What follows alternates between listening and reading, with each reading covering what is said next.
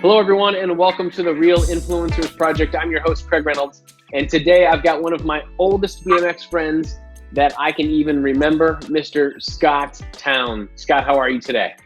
Good, Craig. Thank you. Oldest, I'm sure it's true. Well, it goes back to like Michigan City Indoor. I think that is the first time that I met you, like you, Mike Caruth, and there's a couple other people. Jeff Venekamp. I think there was someone else in there too. But that was man, I was 11, 12, I think. Yep. I remember you so well. I totally remember you from maybe not the very first meeting, but the one awesome thing about racing is you remember everyone's name because the announcer says the name over and over again every time they race. You're like, I remember Craig. That's Craig Reynolds, and you put the name with the face. Yeah, I think that's probably why I don't always remember people's names when I meet them now. Like I need someone to announce them. You need someone to repeat it over a sound system repeatedly throughout a day. Yeah, I need Lenny Baticki to tell me a story about him. Or John Kiernan from Elkhart. Yeah, absolutely. Yes. Oh, I remember that guy. That was awesome. That was such a good time. So you and I grew up in the Midwest, had very similar paths in the BMX world, but your path was a slight bit different. I stuck to the racing side. You became more of like a historian, writer, racer, just a different collective of things within the sport. And now when I even read your Instagram posts, the stories that you tell are amazing. And I feel like I'm there. I'm like, write some more stuff, please. How did you transfer from, well, let's go back. Let's start that all over. Let's start with the racing. How did you get into bikes? What was that like? And who was your influence there? Well, like every kook my age, Evel Knievel, of course, was the one. Like anyone from my generation, you're a little younger than me, but it was trickling down. Evel Knievel was probably done by the time you started racing, but that planted the seeds for everyone my age and, a few years older or younger. So, and then I got super hurt. Like literally the first time I jumped a bike, I got knocked out and just torn up. My dad forbid me to ever jump my bike again. And the whole story I've told 1,000 times, so I won't. But I was really fixated on bikes and I wasn't good at other sports. I didn't know how to play other sports or anything. So I wanted to ride bikes. I wanted to ride motorcycles, which I did a little, but just that wasn't realistic to race or anything. So it became bikes, and then bikes became BMX was this thing I started to see more and more, like in Boys Life magazine. And like, this is so, I'm dating myself here because most people probably wouldn't even know that it was still on TV at this time, but I saw an episode of the Mickey Mouse Club and they had a feature on BMX racing. And I know for a fact it was from the Valley Youth Center, which is a famous BMX track in Orange County. And I was just like, what, I have to do that, like that was it. And that was, we're talking like mid 70s and there weren't tracks here yet. So, and if there were, I didn't know about them, but there really weren't. And you grew up in Michigan, right? Yeah, right down the road from where I live right now, just north of Kalamazoo, Michigan, which is Western Michigan. It's like halfway between Chicago and Detroit. Right. I remember racing some pretty fun races at was it the Kellogg Center? Was that what it was? Or Kellogg Center is in Battle Creek, which is like 40 area. That's it. Yes, I always equate the two to pretty close together, and I think there was a big race that we raced down the fairgrounds in Kalamazoo as well. Yeah. Yep, that was a good one. That was wild. I mean, it was on the front straight of the horse track, maybe. Yep. Yeah. Right on the main straight of the horse racing track. That was yes. It was a one and done track, so it wasn't super cool, but it was a good track. It had big doubles and the quads on the last straight. Yep. That was some kind of state championship, and I was racing a pro at that time, and there was a big pro purse, and that Chris Jeffrey, who races now, I just saw him last weekend or 2 weeks ago. He and I were dicing for the lead, like neck and neck down that last straight over the 4 big quad jumps, and they were giant. Like you couldn't jump them. One dude, Brian Barlow, jumped.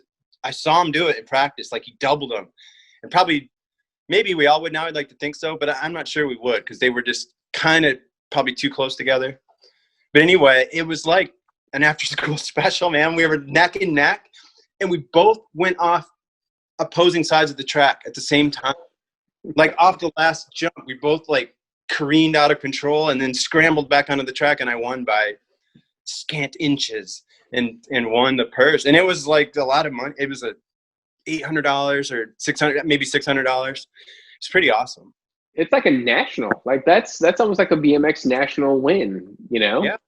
And it was that's triple pointer, you know, like it would have 30 motos now, but yeah, it was pretty rad. That's awesome. So you found your footing that way. Obviously got to the pro level and raced there, but at some point you relocated out to California and you were part of a pretty stout media group out there, right? Yep. Yeah, I could break that down pretty easily. I really, more than anything, wanted to be a pro BMX racer. And I raced a pro, which is, minor league pro, of course. But I dislocated my shoulder in 1982. The first time I did that at Michigan City, where we met. Like, I slid out and put my hand down like anyone would do when they crash. But they use that BHT drag strip adhesive, right?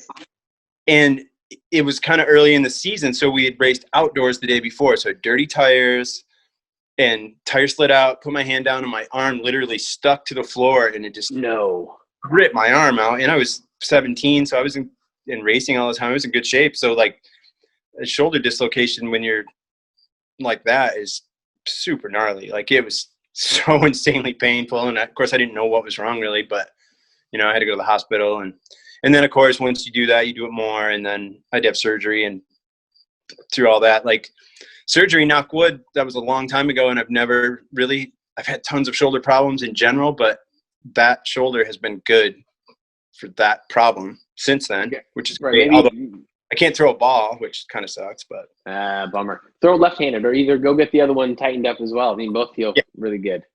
Throw with both hands. Yeah, there you go, like a basketball. So is that what kind of parlayed your transition into more of the media side? Well, it did. I kind of lucked into that too, but that was all kind of at the same time. It's like, man, racing kind of was, and then I had a girlfriend, and like the kind of typical story, but I still wanted it. I still wanted to be BMX guy, because that's kind of all I knew. And one of my best friends that lived here, Mark Lumen, got a job at Freestyling Magazine, which is Wizard Publications in California. Super Lumen? Yeah, Super Lumen. It was unbelievable. Like we could not believe it.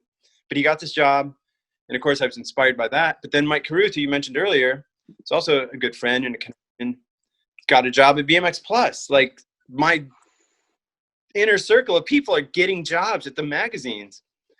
And how I got the job at BMX Plus was really indirectly through Mike, even though he was my good friend.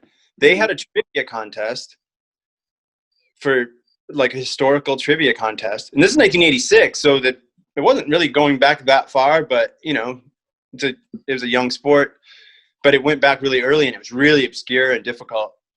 And I got all but one answer correct on the trivia contest.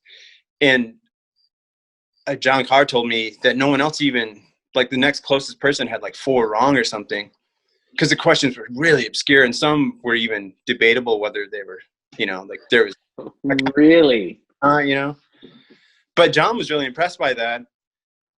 And Mike was like, oh, I know that guy. It's Scotty Towne. It's my good friend. And that's kind of how I ended up getting the job, or just the conversation started to get the job.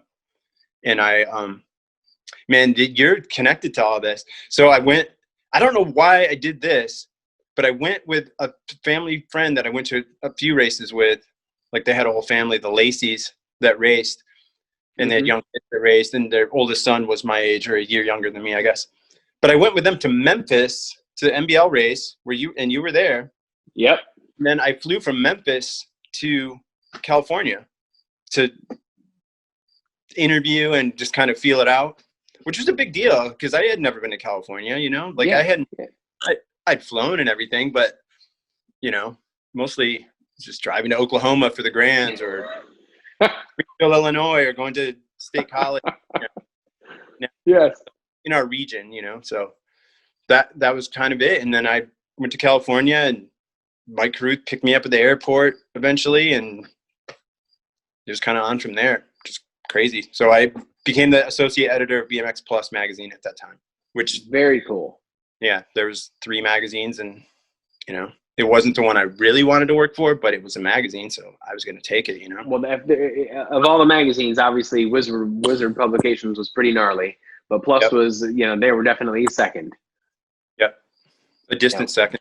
My book. Well, Kind of I'm like, it's BMX Plus, but wait, but if you still look at all the magazines throughout the history, I still would argue that BMX Action or Bicycle Motocross Action, that set the bar, and it might still be the bar.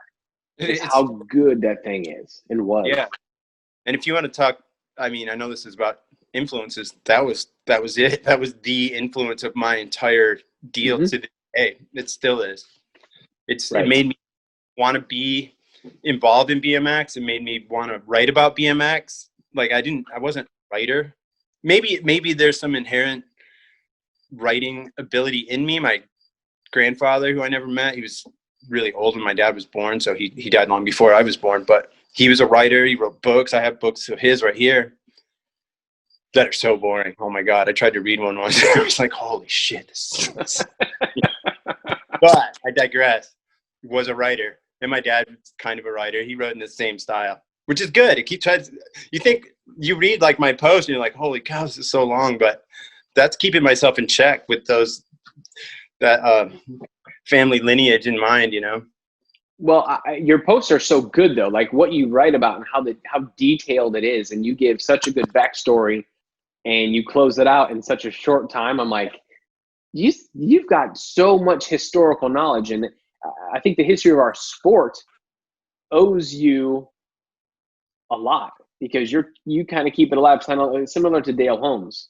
I was joking, say Dale's like the keeper of the knowledge, but man, you've got a ton, at least from this side of our country, especially, and some of the underground kids that may not have made it in some of those smaller events and races and some of those historical bikes, like the ones you've got in the background.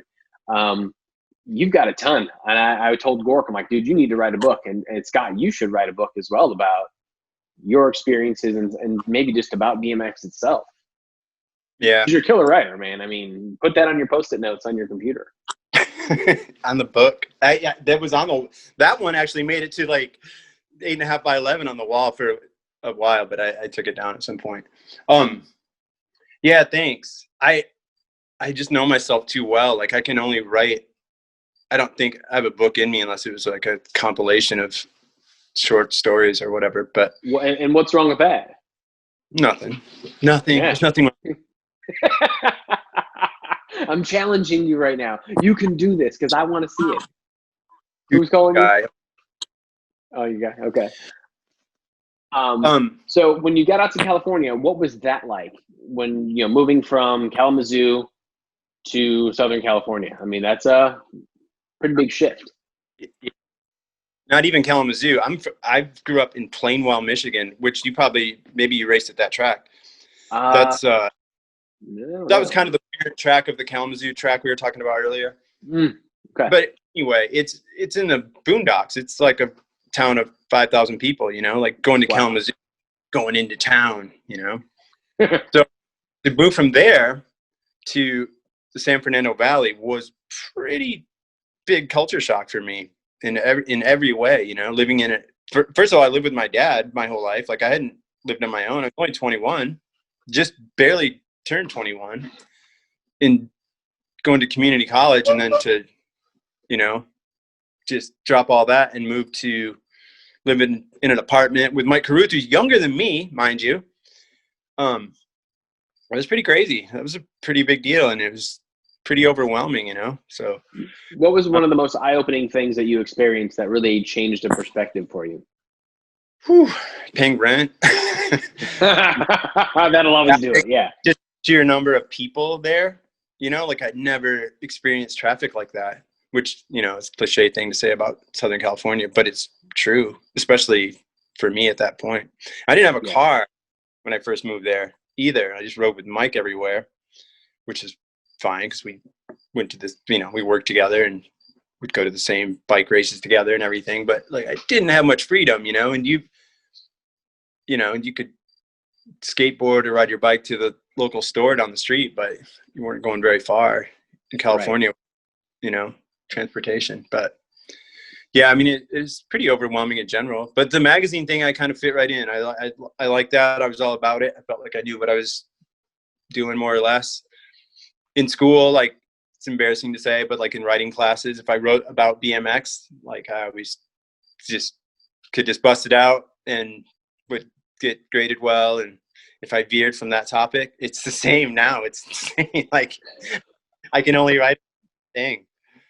Or one. I could write about skateboarding, maybe, you know, pushing Well, it. and let's get to that part too, because I know you skate a lot as well. Do you have a mini ramp in your house, in your garage? Is that where that is? My house, in the living room. No, it's In the living room. No, we have a pole barn. It's in the pole barn. Yeah. That's Yeah. awesome. Now, were you skating back in the day when you were racing as well, or did you pick that up when you got out to California? Yeah. I'll tell you exactly when I started skateboarding. When I had my shoulder surgery when I was 19, it just all started at the same time. But that was literally when I started skating with my arm in a sling, which is Oh. a super bad idea. But we kind of discovered skating again. You know, it was kind of however many skateboard booms there were. That was kind of the beginning of one. And we were into punk rock and going to shows and stuff. So skateboarding went hand in hand with that, you know. And Yeah. Lou got a real skateboard, like a sim skateboard from his cousin or uncle or someone. And we're taking turns on that. And of course, my dad owned a bike shop. So we had the ability to order skateboards and it was on from there, you know? So yeah, I did start skating then. And frankly, because my racing was kind of, you know, not progressing, you know, if anything, it was going kind of backward. And I just wasn't, you know, it was demotivating to be hurt for so long. Like the first time I tried to race after the shoulder surgery, like I shouldn't have even bothered. And it was just like so defeating, like, holy cow, man, I'm back to square one, you know? Mm-hmm. But in those days, you know, now if I had that same surgery now, like you'd be in physical therapy like the next week.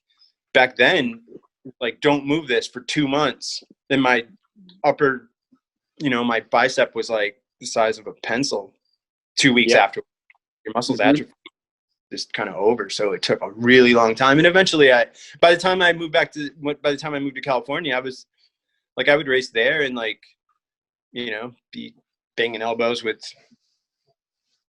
Travis Chipras or, you know, Todd Blazer. And I remember racing those guys like at Azusa and like making the main and, you know, but again, it was Which was massive. I mean, those dudes were fast. I mean, they're legendary guys.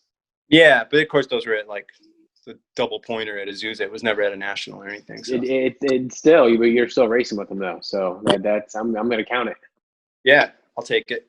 Yeah. So how long were you in California? And then when did you finally move back to Michigan? Not that long. Ah, From 1986 until the end of 88, the BMX industry just kind of crashed. And in kind of halfway through that tenure, I moved to Super BMX. People laugh. They think of Super BMX with Knight Rider on the cover or Tina Gelders or whatever. But Steve Giberson, who was BMX Action editor, moved to Super dude, BMX. Giberson put more photos of me in Super BMX than any of the other magazines. Like, I loved Super BMX. Obviously, I'm a little biased, but I loved it. Sure, and it was, you know, I'm not patting myself on the back, but it was super legit then. It still looked bad. Picture the paper, not the paper was fine, but like I don't know what processes they use, but like the black and white photos looked muddy and, you know, the layouts were questionable and stuff. But like the content was legit. It wasn't that super corny thing besides stuff I probably corny. But anyway, I worked for that magazine, and then, you know, GT provided the advertising for every magazine, and, you know, they decided they were going to stop. They had to, you know, cut the budget, and they stopped advertising, which is a whole nother long story that may or may not have affected them doing that. A bike test that wasn't in their favor, but Gotcha. that's a long story that we don't need to go into. But, you know, they pulled their advertising, and then the magazine is just done. There was no support. You know, there weren't enough subscribers to support a magazine. Doesn't live on subscribers anyway. It has to have the advertisers, and if the main advertiser, that's 40% of the revenue, is done, then the magazine was done. So that was it. And I over California, like I never really fell in love with it, like just, I'm sure you were the same way. Like California is like the promised land. Okay, that's where BMX is. That's where everything cool is. And it was, but it wasn't that cool. It wasn't any cooler than it was back home. Right. Well, home is home, right? And I could never, I needed that time away, like in the winter time, to get away from the sport a little bit, just to reset and to ride on my own terms, race some local races. If I was out in California, I probably would have burned myself out and been out of the sport decades ago. Right. But yeah, that was it. It was a pretty short deal. When I moved back here, I started freelancing for BMX Action, which was cool. Like they would pay for me to go to the NBL Grands or go to the Christmas Classic because I was the closest guy, Yeah. Mm-hmm. So that was awesome. Like Todd Lyons once a year posts a photo that I shot of him at the Christmas Classic as one of his favorite photos. And one of his, not the very first, but I think his first photo was a Guyby photo, Super BMX actually. Really? But one of the first big photos, it was like a full page photo of him doing like a wild man style jump from the Christmas Classic. It always makes me happy. Brian Foster, I have a photo of him. Remember when Stu did that documentary on Brian Foster? He asked if I had any photos. I'm like, no, I don't remember any. And then it was, I'm watching the documentary and it says my name on the caption. It's a 2-page color spread. Yes, it did. It's weird because you mentioned the detail in the stories like that I write now, and I remember so much stuff, but then there's a lot of things that I actually did and was involved in that I don't remember the details, or I just kind of they're just not as important in my mind, I guess, like, right. I remember, and this is my influence, going back to Bicycle Motocross Action and Bob Osborne specifically, like that's my influence. Like that's where everything to this day, like I have to write BMX related content every single day, which is funny. I joke about it and it's true. Like I write more now in a week about BMX than I did for a whole month deadline for a magazine easily. Really? Yeah. Well, I guess think about the landscape of what we're dealing with now. Like every day you got to put something out, right? Every single day. But then I also write like web descriptions for bikes, and which is like writing the new product review. Like it's insane. It's the same shit.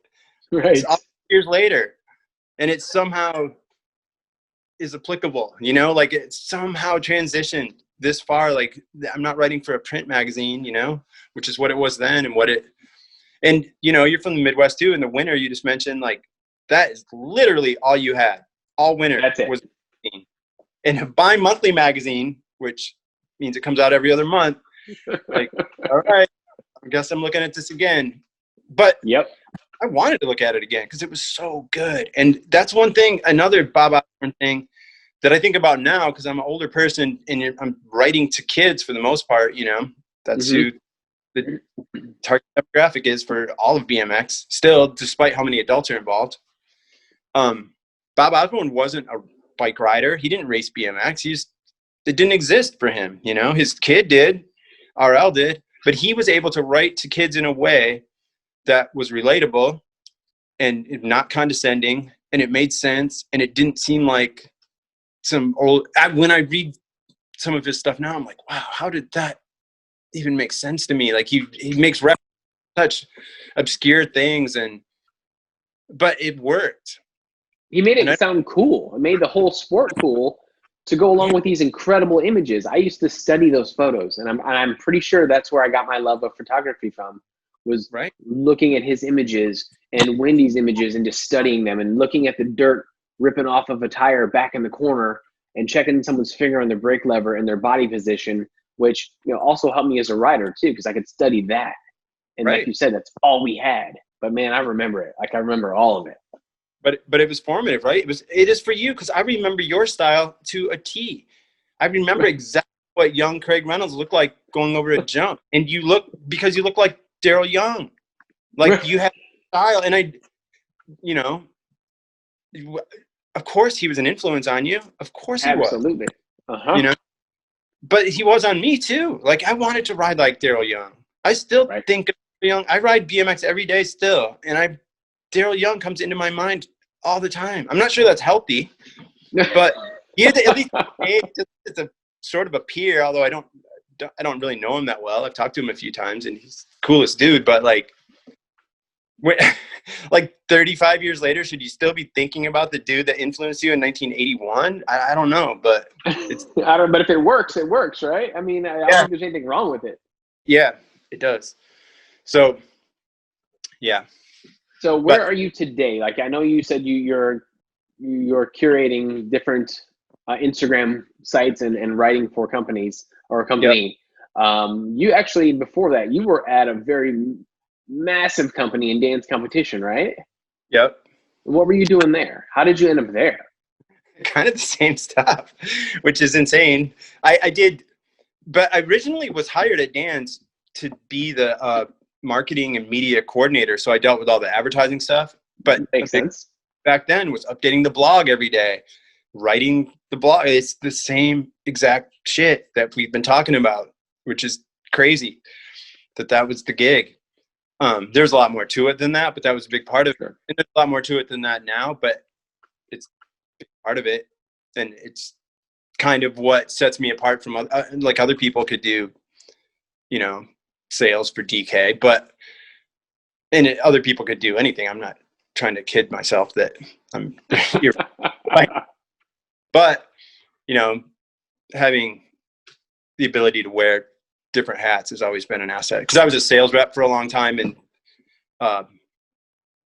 for Etnies shoes, which is mostly skateboarding, but that was BMX related too. So that was the same deal. I think that's kind of helped me establish that kind of ADD work practices, like just being able to shift gears all the time and work from home, stay focused. I've worked from home since 1997, which is kind of insane. Wow. Considering I didn't have a cell phone at first.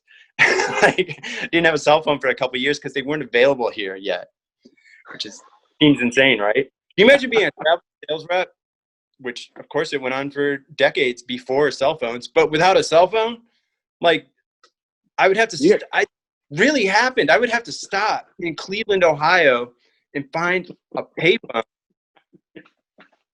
and call a shop. Hey, man, I'm running late.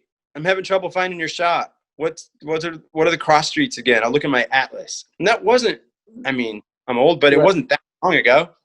It was late 90s. Yeah.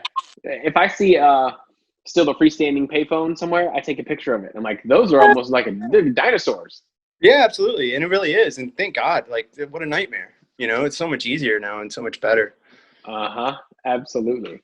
Have you had any thoughts about doing that book, and maybe not necessarily writing a book, but what if it's a photo montage? Because I forgot that you did photos as well. Like I knew that you did all kinds of stuff, like you just said, wearing different hats. But maybe that's the avenue.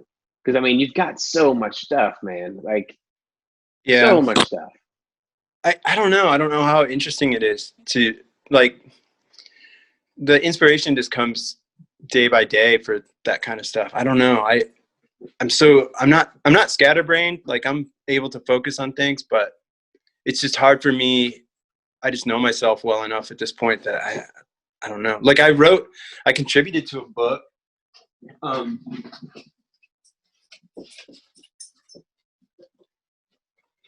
A couple books. This is when the book idea shifted. My good friend Matt Copeland, who works for Profile, did this book a few years ago, and I wrote a piece for it. And it's a pretty long chapter, and in fact, it's a lot of stuff we've talked about today. When I did that, I'm like, all right, I'm a published author now. Like, I'm good. Right. Well, wouldn't you say you were a published author when you were at the magazine writing stuff too, though? Yeah, I mean, I think that counts. I mean, is that an author, Craig? A BMX magazine? I mean, you're telling the story, right? Published. Yeah. All right. Well, okay, I'll go with you on that. That's fine. Yeah. So you still ride to this day, and then I'll let you get out of here. It's still obviously a huge factor in your life. It is. I again, I'm not sure it's totally. I was talking to my wife about this recently. I'm like, because we always talk about like our passions, or Yeah. I mean, I don't talk about my passions because anyone who knows me at all knows what they are. But like our kids' passions, and Yeah. you know, or her passions, or I think it came up because we were talking about someone else that was just kind of always chasing trying to find their passion. You know, as an adult, like it's kind of a bummer if you just can't. If you just go to work and like come home and that's all it's just what you do. And there's nothing wrong with it. But for me, my passion, I've tried to get into other stuff. Like I was into bands in the 90s and I've always skated and stuff. And that is a passion. But mountain bikes, like I'd like to ride mountain bikes, but I can kind of take it or leave it. Like I want to ride BMX all the fucking time. Like that's right. like, okay, where am I right? And I've assembled my life as such so that I can ride every day in the winter. I have a ramp inside a barn, and I bought a house with a barn. A lot of that was because I was a sales rep and had just a huge amount. When I lived our previous house, I had 2 storage units full of shoe and clothing and snowboard samples, so I needed that space, but I haven't been a rep for a long time now. So I have that space. So there's that ramp and I have jumps at my house and the whole thing, like it's only because I just want to, it's not showing off. Like I don't even want people to know that stuff is here for the most part. I just want to do it, man. And now my kids skate and that's really cool. And that makes me super happy. But if they decide tomorrow they don't want to, it's okay. Yeah.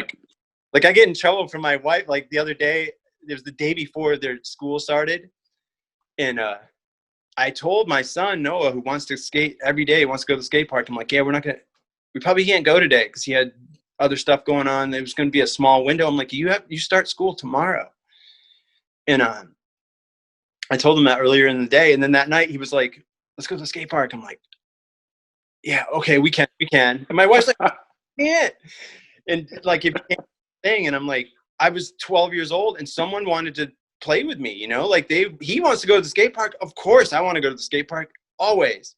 Like we can go for an hour, we can do this. The skate park is not down the street. It takes, right now with construction, it takes 25 minutes to get there, and right. And I did do the adult thing and like back up. He was in the car. I had to go get him. Like, hey man, we're not gonna go. Like, like I'm not. I'd like to think I've matured and progressed, and like I'm a responsible adult in most ways. I am, but that part of me, like, I just want it, man. I just want the feeling. I don't want the recognition. Like, I post all the pictures and video of myself, which it's pretty shameless. Like, here's another picture of me doing a tabletop jump. Check me out. It's kind of embarrassing, but I've just learned that people, maybe I wanted that recognition, but I don't care about that anymore at all. But I know certain people get inspired by it to do it themselves, and they tell me that all the time, which in a way that's sincere, and I know it's real, and they're like, that's the reason, like, that I would keep doing it or keep documenting it. I like to document things anyway, like with your photos, like you were talking about. Like, I've always wanted to do things. Like, I used to do a zine, which was so much work to do a paper mini magazine. Oh yeah. Break down what a zine is, of course. I did zines when I lived in Michigan, and I would never go anywhere. It was a lot of hassle to mail them out, and I would just have a stack of zines that no one ever saw. Like, the distribution would be like 4. But now I write a zine page every day for Instagram. You know what I mean? Like, it's just so much easier. And I eventually had a blog. I didn't even know what a blog was. I had a small clothing company 15 years ago, and I started a website, just some crude, crappy Angel Fire, plug and play website. And I used to send these updates to my friend to update for me. I'm like, all right, can you do this? Like, I didn't even know what it was called. It was just like the news part of the website. And he's like, right. Are you writing for your blog today? And I'm like, blog? What's that? I didn't even know. I had never even heard that word, but that's all this is. And it's all the same thing, man. It's BMX Action in 1977 when I first read it, that just meant everything to me. And I'm just still trying to convey that Well, just that stoke, like I want to be stoked. Like, I'm selfish. Everyone is. You can kid yourself and say you're not. Like, it's all about being stoked, but I want to stoke other people. I want other people to be excited about stuff, whether it's a 14-year-old kid that's new to BMX or a 52-year-old dude that's still trying to make it happen, or more often than that, like coming back to it, you know, after time away, you know, like that's a big part of, you know, anyone in our, anyone that's an adult. People stop riding bikes when they're 20 or right. 16 when they get a driver's license. Unfortunately, when they get their first, they get their license. Well, I'll be the first to admit I enjoy your posts on your personal page. I like to see you riding and jumping because it makes me think about and have that feel again what it was like to hit those jumps, and to unweight and then catch backside. And that was, unless you've ever done it, you have no idea how incredible that feeling is. Nope. And I don't bother trying to explain it to, you know, like I have lots of people in my circles that are non-BMX guys, and not guys, they're men and women, of course. And I don't, there's no guilt related to that, but I don't expect them to acknowledge it or care about it, or I would never try to explain it to them. And if they ask about it, sometimes I'm kind of pained by it. Like, oh man, like you don't really care. I don't want, you know, like let's not bother talking about it. What's the point? Yeah, those are my house. Yeah, it's super fun. I love it. You know, but the feeling that is 100% it. What you just described is what I'm facing is literally the physical feeling that you cannot replicate. I don't care. Like, I tried other ways, like it doesn't work. There's no other way.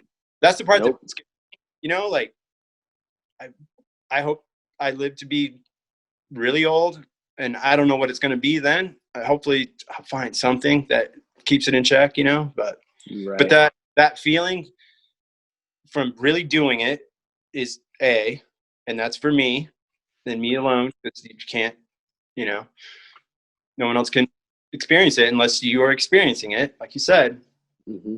But then writing about it or taking photos or video or whatever, that's and that's a really important part too. And that's how I've made a living for a lot of my adult life, at least. So that part's important too. But I really feel like it's important. It's not important just because I'm trying to pay the bills. It's important because I want to do it. I want to share the feeling, try to share that feeling, which is hard to replicate. I don't think you're trying. I think you're doing it. And I think the sport of BMX is lucky to have you, because you've shared so much for so many years. Because I think you know as well as I do, there's not a very deep background that's covered and remembered. Usually when people retire, people forget about you like that. So we need people like you that keep that flame alive. Yeah,